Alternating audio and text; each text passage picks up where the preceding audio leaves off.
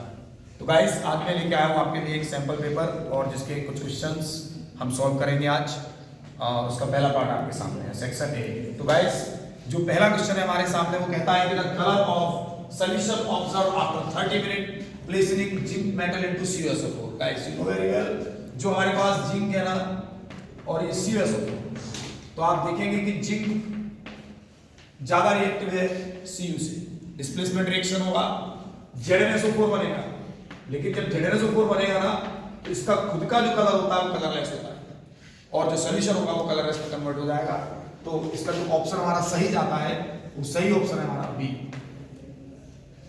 और बिल्कुल ऐसे ही अगर हम लोग उल्टा कर देते इसका ZnSO4 में Cu की ओर डालते तब भी कुछ नहीं होने वाला था, क्योंकि जो Cu है वो लेस रिएक्टिव है comparison to zinc according to electrochemical series.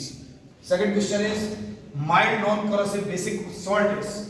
Mild बोला है, नॉन कोरोसिव बोला है। मेरे बच्चे फर्स्ट एंड सेकंड ग्रुप के जितने भी सॉल्ट बनते हैं, जितने भी ऑक्साइड्स बनते हैं वो सब होते हैं स्ट्रॉन्ग। लेकिन बात किसकी हो रही है, यहाँ पर माइल्ड की हो रही है। तो पहला ऑप्शन पूरी तरह गलत, दूसरा ऑप्शन पूरी तरह गलत, तीसरा ऑप्शन एक सॉल्ट है और जो चौथा ऑप्शन है वो सही है। और आप इसको जानते भी हो कि इसको हम लोग खाने में यूज करते हैं, है ना, सोडियम बाइकार्बोनेट। इसका निकनेम आप सबको पता होगा, बेकिंग सोडा होता है। क्या होता है? Baking soda. बेक में इसको यूज करते हैं। बच्चे ऑन आर्डिंग डायरेक्ट एस्ट्रोसोफोर to a test tube containing a metal X colourless gas evolve. बच्चे कलरलेस गैस जब इवॉल्व होगी और मैच स्टिक के साथ पॉप चार्ट प्रोड्यूस करेगी तो वो कोई और नहीं, वो होती है हाइड्रोजन गैस। और आपको पता है ऐसे जितने भी मेटल जो हाइड्रोजन से ऊपर प्रेजेंट है इलेक्ट्रोकेमिकल सीरीज में, वो सब के सब क्या देते हैं? हाइड्रोजन गैस देते हैं। लाओ हम चेक करते हैं एक बार। आप सबको ट्रिक तो याद होगी ना, लीना मांगे आलू जैन फरारी, लीना मांगे आलू जैन फरारी, लीना मांगे आलू जैन फरारी, हाइड्रोजन। और उसके बाद सर आपको ज्यादा नहीं याद करना होता है, कॉपर सिल्वर गोल्ड को याद करना होता है, प्लेटिनम को तैयार करना होता है। बच्चे आप देखेंगे ये सारे मेटल्स क्या है? हाइड्रोजन से ऊपर है और जब भी एसिड से रिएक्ट करेंगे तो क्या देंगे?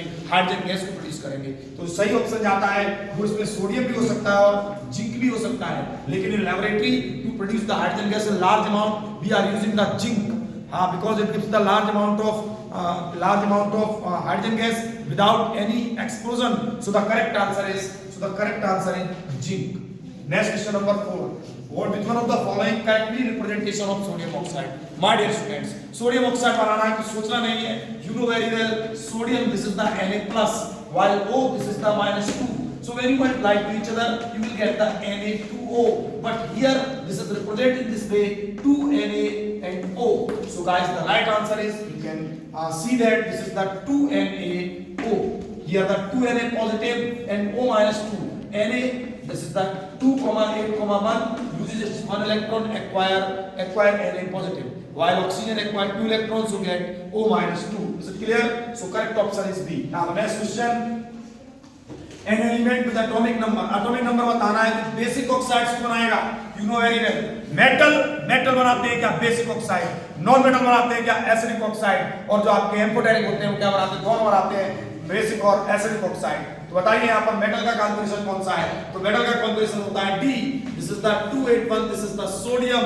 ये देखेंगे आप, ये सिलिकॉन है, ये आपका क्लोरीन है और ये आपका नाइट्रोजन है। तो नाइट्रोजन के तीनों बनते हैं एसिडिक बेसिक न्यूट्रल, है ना। यहाँ पर आप देखेंगे केवल एसिडिक और यहाँ पर भी आप देखेंगे दोनों, एसिडिक भी देखेंगे बेसिक भी देखेंगे। लेकिन जब आप सोडियम की बात करेंगे तो आप पाएंगे कि सोडियम केवल और केवल बेसिक बनाता है। क्या बनाता है?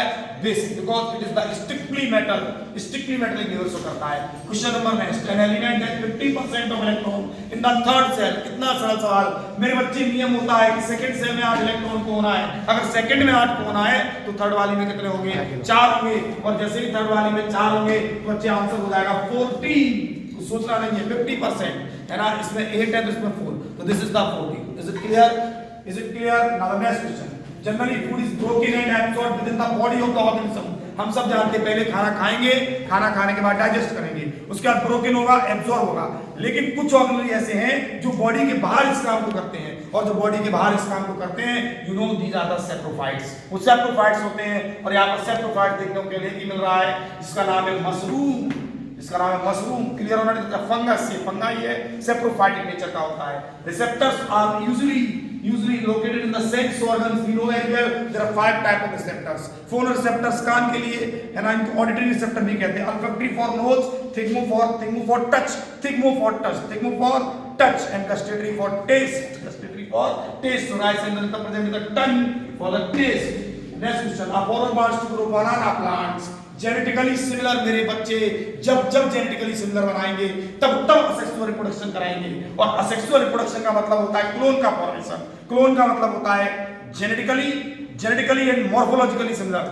मूवी सेम होगा, डीएनए भी सेम होगा, तो जेनेटिकली और मॉर्फोलॉजिकली सिमिलर बनाने के लिए किसका यूज करते हैं? क्लोन का यूज, बस असेक्सुअल रिप्रोडक्शन का. और जब प्लांट की बात आती है तो यहाँ पर वेजिटेटिव रिप्रोडक्शन करते हैं. वेजिटेटिव प्लेनेरिया में पाया जाता है. प्लेनेरिया में ट्रू रिजनरेशन होता है. जितना काटोगे हर पार्ट डबल हो जाएगा, जितना काटोगे हर पार्ट रिजनरेशन कहलाएगा.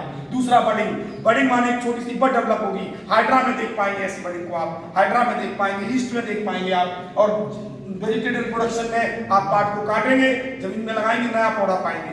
क्लियर है कि नहीं? और बेटे नेक्स्ट डे खत्म, ये ऑप्शन है ही नहीं इसमें.